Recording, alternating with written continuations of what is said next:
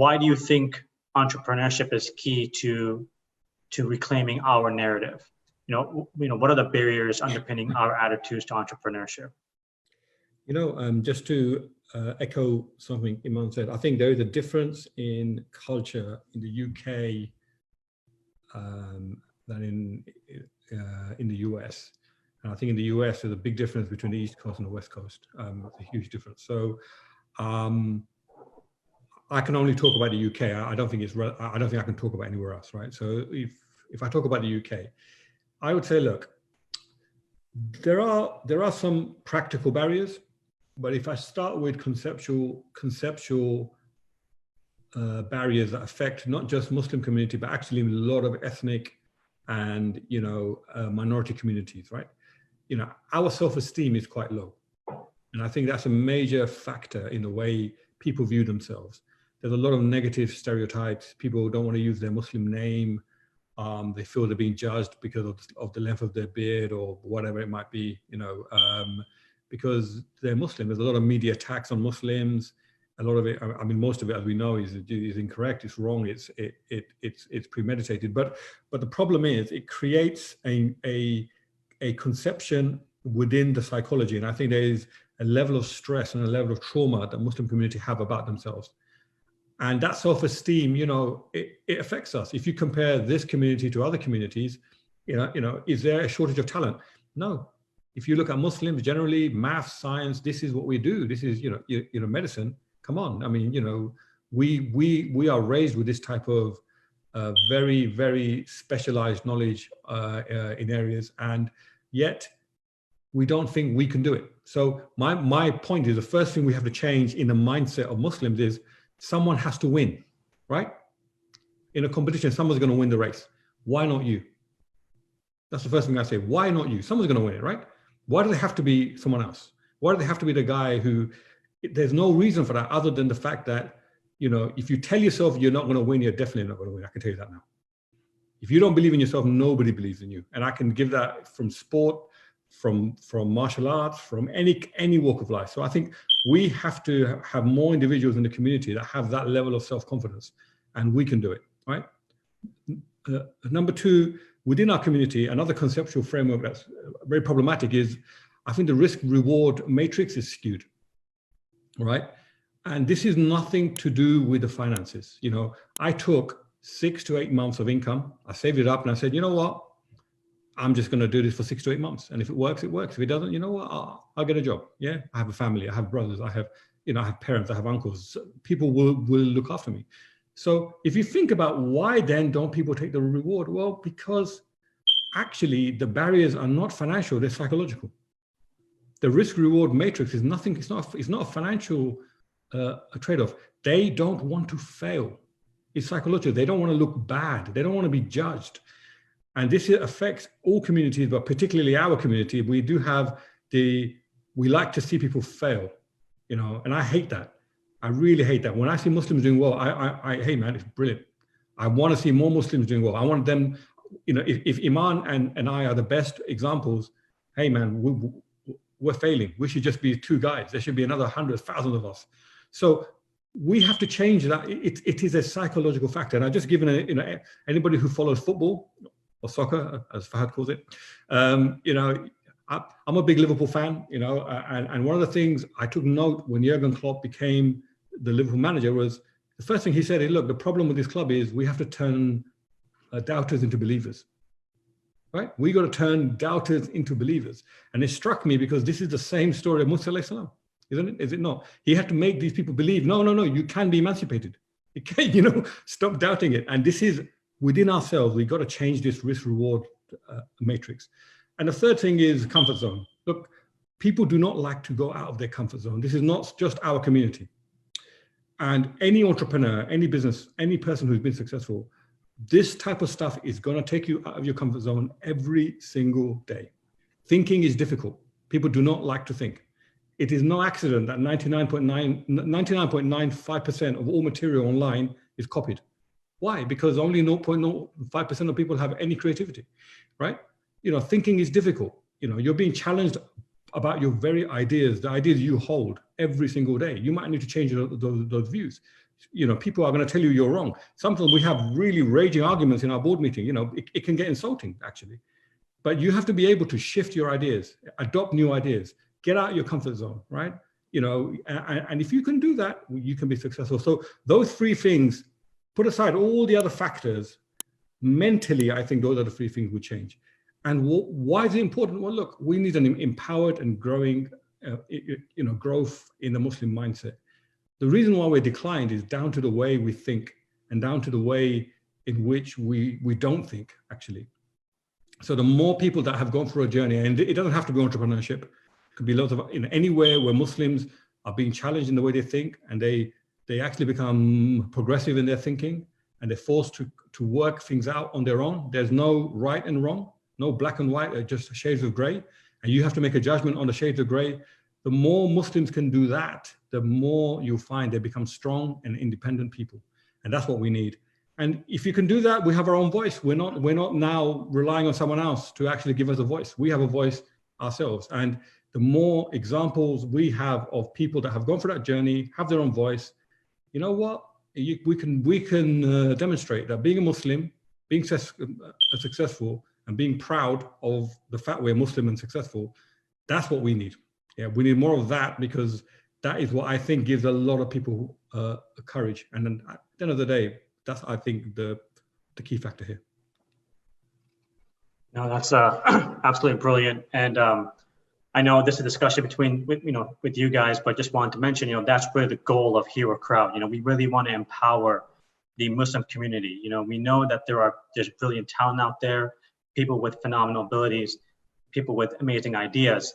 And we want to be able to, ensure that they have a platform, they have a voice to be able to reach out to our community, whether it's a startup project, a volunteering project, a community charity, whatever it is, a brilliant idea that they just need, more help, resources, capital, whatever it is. And so HeroCrowd really wants to kind of empower these heroes that we have in our community. So, Iman, so, we probably have a number of young, ambitious, and aspiring entrepreneurs who are going to be, listening to this discussion. What tech opportunities are currently trending in Silicon Valley? And, what would you encourage others to explore and ultimately act upon? Yeah, that's a good question. I just want to make, I really enjoyed Jilani's comments there. And I think one thing I want to reiterate is that sense of optimism. And I feel like it's just something that, looking back on it, I was just always very optimistic. And I felt like if there was going to be a winner, I would get selected, and always thinking that Allah has something good for me. And so when you have this type of sort of mentality, it should encourage you to take those chances and be a little bit more adventurous in your career, and not necessarily limited to that status quo. And I mean, he said it beautifully. Just in your mind, if you're already defeated, and I try to teach this to my kids. Sometimes we're doing something and they don't even want to race. They're like, I'm like, it's over. You already lost by the fact that you did not even want to participate. You lost mentally, so the other person did not even have to run. And so we have to have that in our culture and the way we encourage ourselves and our community. So rather than putting each other down and really being, jealous or so critical of one another, try to encourage each other and look for those positive characteristics and that can lead to a very, very fruitful endeavor as an entrepreneur. So I think that's the foundational thing. How that's applicable today, I mentioned the COVID thing earlier. I think if you're looking at for stuff, one of the things you got to realize is, where is your unfair advantage? This is kind of the startups that I talk to and advise, is like, where is your unfair advantage? I think Jilani said it earlier too. You may be working at a company for a number of years. You understand there's something missing. There's a need. So those, from my experience, those are like the ones that are most likely to be successful, because figuring out the problem point and being close to the customer, those are sort of necessary recipes for building something useful that can eventually lead to an acquisition if you desire that. But at the core level, you need to be working on something that's relevant, that's clearly solving something. It's not necessarily a nice to have, but it's something that you understand the ins and outs. So, and that's something that each person has to know for themselves. Like if someone's an expert in travel, then I'm not going to ask them to, hey, online education is the next big thing, so go ahead and do that. Why would I do that? So look for where your expertise is, where's your passion is, and try to, in my opinion, and I could absolutely be wrong, look at it how it applies to a post-COVID world, and see how you can apply those experiences and the knowledge you have, because things are dramatically changing, and as I said earlier, there's opportunities there. There's definitely medical healthcare things that people are interested in, but the need is now. So the money, the funding is going towards later stage companies. They're looking for things to deliver within 6 months, a year. So if you go on that trajectory, you have to know that you have to be able to weather and be able to kind of be independent financially for a while before you can actually get the attention of investors and other companies, because they're looking for things to deal with it today. Okay, and like a follow-up to that, I mean, and you kind of touched upon already, but I mean, to aspiring entrepreneurs, what advice would you give to them, to someone who has a great tech idea, but just doesn't know what to do next? And kind of a second part of the question is, we know there's an underrepresentation of, Muslim women in the tech and startup space. What are your thoughts on this, on how this underrepresentation can be improved, and kind of what advice can you give to aspiring female entrepreneurs? Sure. For the first part of the question, I think Jilani said it best, is it's not about the code. You're trying to build a business, you're trying to build a product. It's, and I think I can make this mistake right now. I get so excited about some technology, some code, and you can't build a company around a JavaScript library or something like this.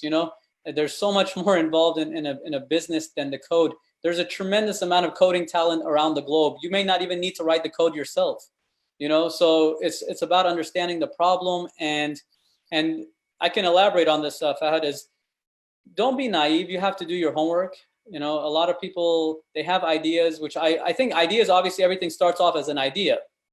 So we want to have ideas. We want to have a spreadsheet or a document where we capture our ideas and why we like them, why we think they're viable.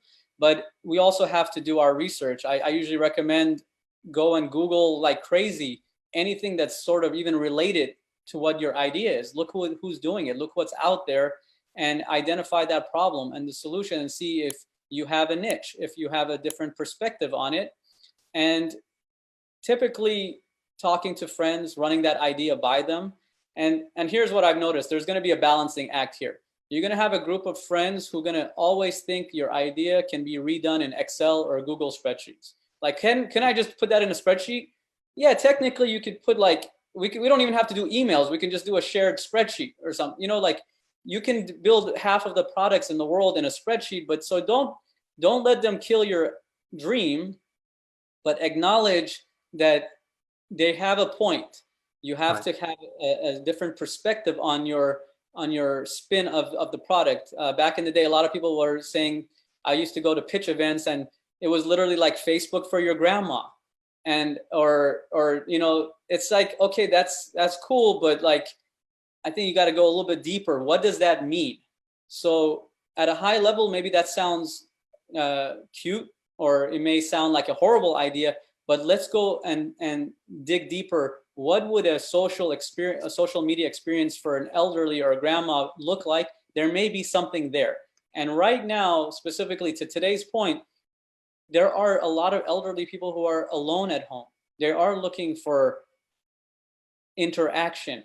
Their relatives are scared to visit them, right? So, but you had to really put yourself in that position of what did that experience look like, rather than just building another parallel system that's trying to recreate that experience without taking into consideration the specific demographic. And resources are abundant. If you have an idea, you can get a UX designer, you can put wireframing, you could put a lot of things on paper and show people. And to conclude on this, I like the idea of tying your camel. That's a huge narrative in our tradition, tying your camel. So there's a huge part of de-risking. I don't like, back in the day, if you ask me about, I used to just go around and everyone that was qualified at working at Google or Facebook, I would insist on them quitting their job. I literally had this thing about 10 years ago or so, going around telling people, quit your job, do your own thing. And I feel like that was a little bit extreme. You know, you need to de-risk. Everyone is different, how much risk tolerance they can handle, you know, the family structure, their support of their spouse. And this leads into, you know, our female entrepreneurs, the ones that I've met, the ones that I work with, extremely talented. And you know, they know their stuff so well, whether they've been doctors or engineers, extremely talented. But we have to, I think we can still have a better ecosystem of encouraging them to go out there, because there are, if it's difficult if we're systematically if the men are worried about, or they consider themselves inferior because of our background, our ethnicity, our religion, I'm sure it's a lot more difficult for the Muslim sisters and their aspirations for entrepreneurship. So I think we need to keep encouraging that, because the talent, there's no shortage of talent there either. Good, no, mashallah, good to hear that. One last question here before we kind of switch gears to the Q&A. Jilani, I'm going to ask you the big question here. You ready? Mm-hmm. So, you know, there's a growing trend of Muslim money, you know, which is kind of hardworking and responsible Muslims with sizable liquid assets who are willing to invest these assets. And, you know, the typical mindset of at least the previous generation was to really just invest in real estate. You know, do you think this is going to change? Are we going to see more risk-free property investments, or do you see Muslim money being mobilized to further enable the Muslim startup economy? You know, if so, why? And if not, what do you think it will take to shift the mindset of Muslim investors and Muslim money? And do you think the current pandemic that we're experiencing right now will have any influence on this mindset? Yeah, this question comes at the very heart of what it means to be an entrepreneur, an investor, and a business leader. So these three things, people kind of mix them up. Okay, they think all three are the same, and actually they're not. So they're the three very different functions. There are some very exceptional people that can be an investor, an entrepreneur, and a business leader. But most people fail to do all three. It's just not possible, right? To be a business leader requires a whole different bunch of skills to be an entrepreneur. A lot of entrepreneurs fail at running a business. They don't know how to run a business properly, but they're fantastic at spotting gaps and trends in the market. And the advice I give, by the way, every piece of advice I have given is gender agnostic, is religion agnostic. You know, I have friends here who are not Muslim. They've actually logged in. You know, it doesn't really matter actually. What I'm saying applies to everybody, right? So the first thing we have to understand is what is an investor, what is an entrepreneur, and what is a business leader. So investors invest money. The risk they put up is the capital. So they have to understand how many horses they need to back and what the fail ratio is basically, and what the win ratio is, right? Entrepreneurs, what they do is they effectively differentiate the risk and reward, and they tend to bring new ideas. So that's why they're very much looked upon, you know, looked up. People respect them because they tend to create new things. They tend to, you know, as Steve Jobs once put it, they tend to drive humanity forward. And what entrepreneurs need, they need investors, right? Because the majority of them, especially the younger ones or the ones earlier in the journey at least, they don't have the capital, but they have the idea. So they'll put some money down, but they'll put more of the ideas and their innovation. And business leaders then take the idea and drive it forward and actually make it happen. So why am I saying that? Because most people in most communities, not just Muslim communities, entrepreneurs, out of every 1,000, there's probably one or two, right? Let's say there's 10. Out of those 10, one or two will do well. And that's because it's a very difficult thing to do. What we need is Muslim investors to stop investing in risk-free and what I say, risk agnostic things like property. And especially in the UK, it's actually becoming a really, really, the returns aren't great. You're looking at 4%, 5%. If you take into account all the taxes now and the way in which the government is penalizing it, actually is not a huge return. So if we don't deal with this risk reward thing, because as I said to you earlier, the risk reward thing is psychological, it's all in the head. We have to shift that mindset and actually invest in entrepreneurs. And lastly, we have to make it easier for entrepreneurs to either hire business leaders or become business leaders. And so those are the three things we have to change. The final thing I say is, look,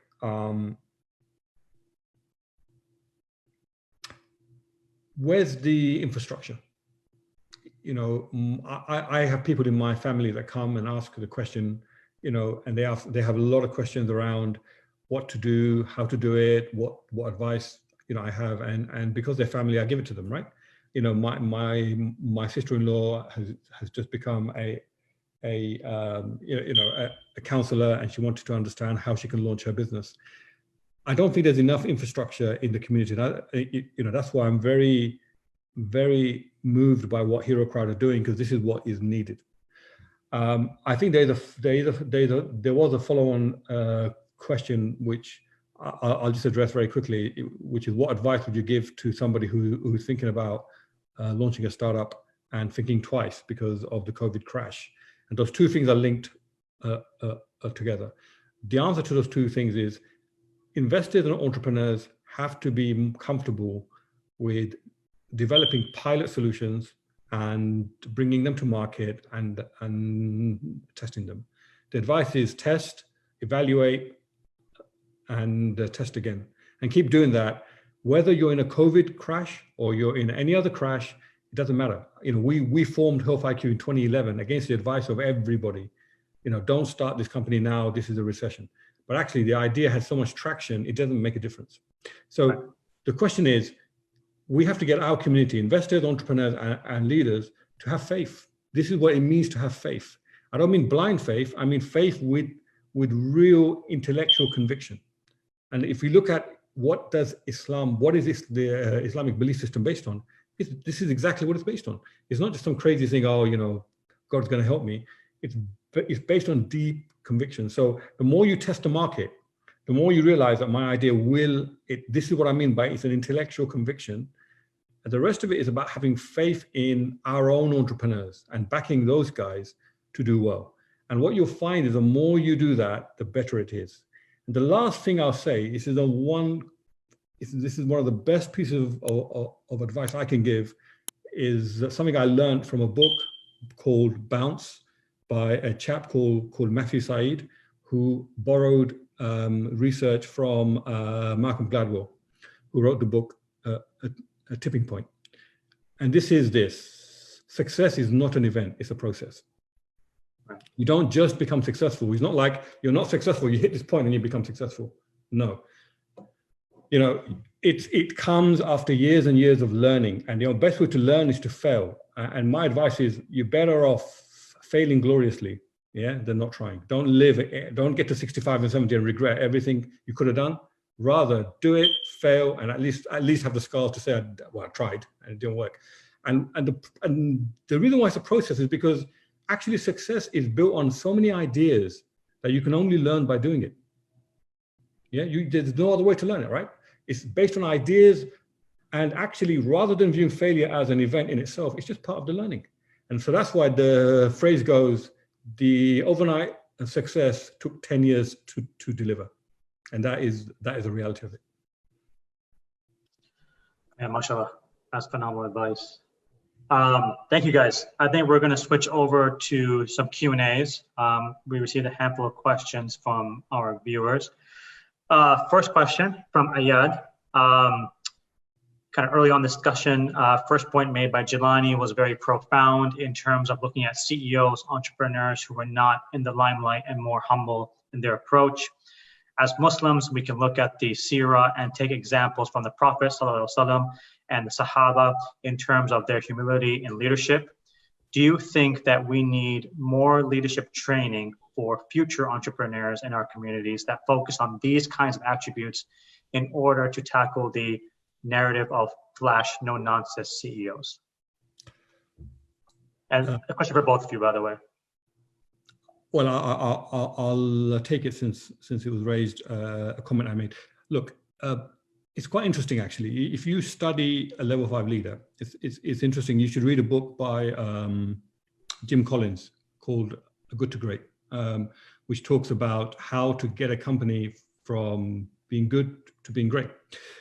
And he talks about this level 5 leadership. And what struck me about level 5 leaders is actually how much rooted they are in Islamic culture. And there's a fantastic book by a chap called John Adair, who is one of probably the first professor in leadership.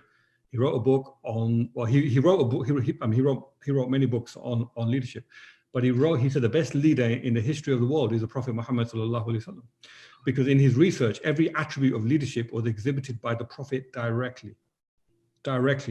And he's not Muslim, by the way. And he wrote a book called The Leadership of the Prophet Muhammad sallallahu alaihi wasallam. And I advise everybody to read this book, right? But read this book and read his other books on leadership, and then read what it means to be a level 5 leader, and you will see the stark similarities. So first of all, a level 5 leader will never want to talk about himself, will always want to shy away from the limelight, will never really wants to be the center of attention. Why? Because it's counterproductive. If the company is built on me, what happens if I die? What happens if I leave, right? This is very counterproductive to have a company culture based on me. And this is a Western problem at the moment about this idea of the individual superstar. But the best companies don't have that, actually. So you'll find they're the total antithesis of this. They build around their people. So actually, the more you empower their people, the more leaders there are after you leave. And the best entrepreneurs can leave a company, and actually the company will be just fine. If you look at Apple since Steve Jobs left, other than commercializing some excellent products, I don't believe there's one new product that is groundbreaking, which tells you who had the idea, and but also tells you the weakness of having a culture built around an individual who is so rude and so pedantic and so condescending that every thinker underneath him left the company and formed their own company. So absolutely, and we need to, in order to build this, I can't emphasize this enough. I mean, we do leadership training internally. I do it for my staff. I never tell them where I got it from, but most of the concepts are from the Prophet Muhammad sallallahu alaihi wasallam. I just don't tell them, right? I just don't tell them that, right? So for example, the example I gave of courage, which is relevant to this, is never tell your people to do something that you're not willing to do. Simple principle, never do that. And so the Prophet sallallahu alaihi wasallam used to have guards that used to guard the camp, when they were out, out. And in one occasion, and this is actually in John Adair's book, by the way, in one occasion, there was a loud noise, and the guards who were on duty went out to see, and they were terrified, so they went out to see what happened. They saw the Prophet was already there. By the way, the Prophet was meant to be sleeping. He was already there, and he said, don't worry, guys, go to sleep. I've dealt with it. And they looked at this guy and said, how profound. This guy's telling us to be vigilant. He should be asleep. He's there before we even were able to react to it. And this is really, really important. As a leader, if you do not set the standard, if you don't show the courage, if you don't give more sacrifice in your staff, they just won't follow you. And honestly, I can talk about this for hours, but I probably shouldn't. So I'll leave it at that. No, that's amazing that you use the Prophet's example, sallallahu, to kind of teach your employees on leadership, subhanAllah. So we had another question from Omar. Assalamu alaikum, mashallah, you both had to work extremely hard to succeed. How did you manage to balance the demands of growing your businesses, maintaining your family support, and having time for yourself? Iman, if you want to take that. I know you had mentioned earlier in the discussion about how, there was a time when you didn't spend much time with your family. So kind of maybe you could take it from there. Yeah, this is definitely a challenging one. And I think it was something about last year, a very seasoned executive here was asking me my advice. He wanted to break off and start his own thing. And he's very well off. I mean, very capable. And the first thing I asked him was like, did you talk to your wife about this? And he kind of smiled, and and then he ended up joining another company as a CEO. So it's definitely the work-life balance is extremely challenging. And to be practical, I mean, we love the spirit of entrepreneurship, but we also want to not hide any of the details of what it's going to take from anyone. It's extremely hard work. It's hard hours, and Jilani said it, very elegantly, is that leader has to lead by example. You can't. If I back up, one of the reasons I quit, earlier in my career to start my, start this entrepreneurship track, is I found myself working harder than my managers and the owners of the companies I was at. So literally they would check out around 5 or 6 o'clock, and I was always at work till 10, 11 o'clock at night, even on Fridays, deploying the latest code. I would check it, deploy it, everything. So that has definitely an effect on your team. Yeah. So, but that's kind of the spirit that it takes. And behind the scenes, you need a very strong supportive system. Whether it's your wife, your husband, your parents, whoever's behind you, they need to support you. And without them, even without my in-laws, every time I have to travel for work, every time I can't be around, they're always here to have my back. So that whole structure is necessary, because it is not easy. You have to make sacrifices, but on the flip side, you're trying to make these sacrifices in order to hopefully, lead by example. My kids are starting to get older now, so I'm sharing some of these stories with them, so they know what happened before, before they were born. I tell them, before you were born, I wasn't at home much. When you were little, I wasn't at home much. And so I try to give them these snippets that they kind of see what it took. And so that I'm not asking something from them that I didn't do myself, which is something, no leader or parent wants to ever do. Makes total sense. 2 last questions before we can kind of end the discussion here. Question from Ali. When raising capital, what sources would you recommend over others based on your personal experiences? Not equity versus debt, but the various types of each. I guess more about the question on, if you have investors coming through, kind of how do you classify, how do you categorize each investor, and kind of what do you look for when looking at different sources of capital?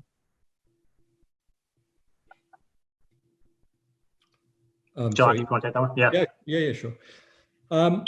So I mean, the first point, and I think the question has alluded to it, is most most younger or newer entrepreneurs, they tend to give up equity too easily. So because they're still kind of trading off between making something go live, they kind of give it away, and then afterwards they realize, damn, that's worth a lot of money. So if you're selling a company for $30 million and you gave away 10%, you just gave away $3 million. Well, I mean, it's not that simple, because you have to take away deal costs and other things. But anyway, right.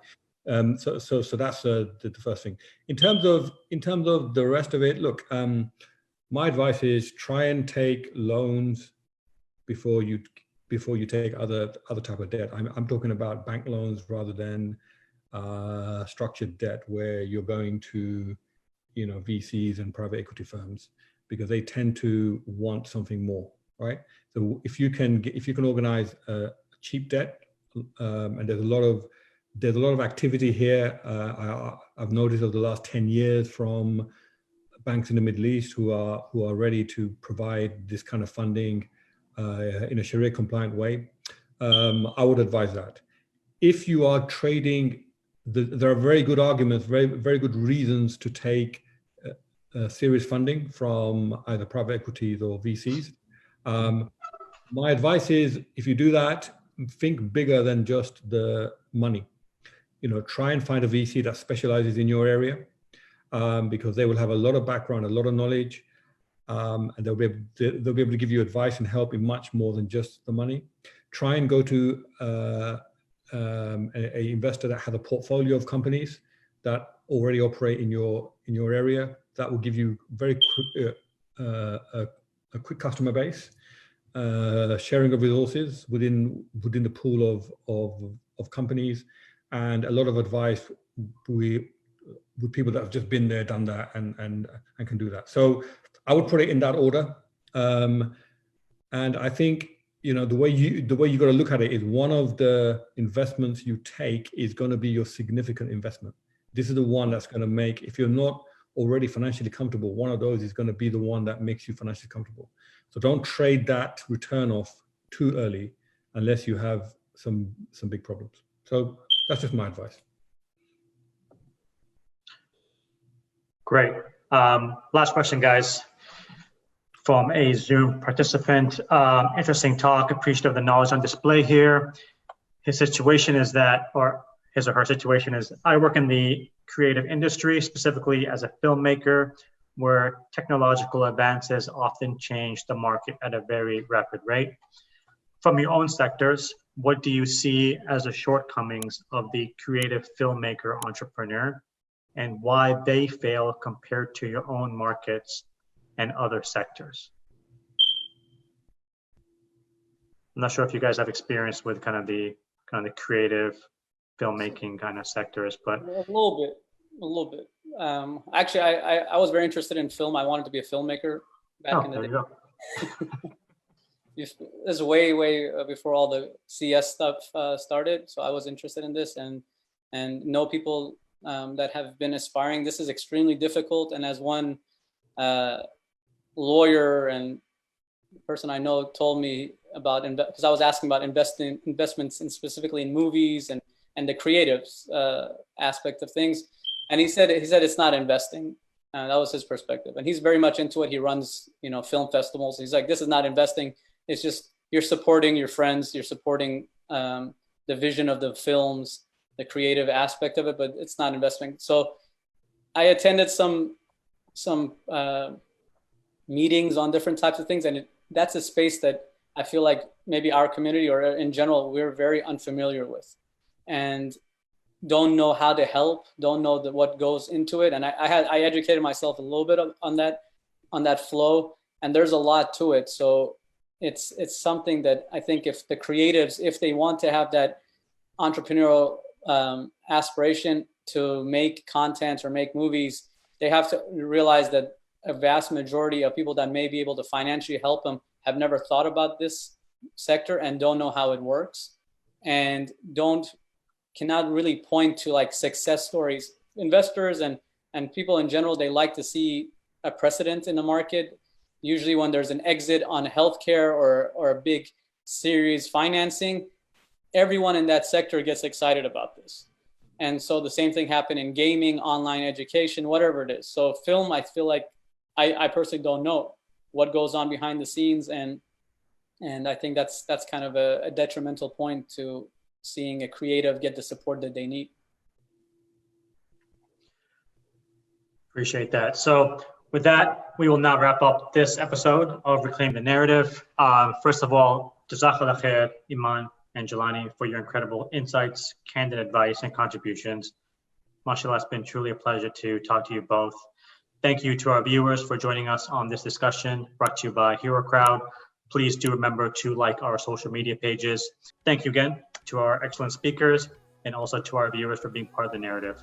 Goodbye and Assalamu alaikum.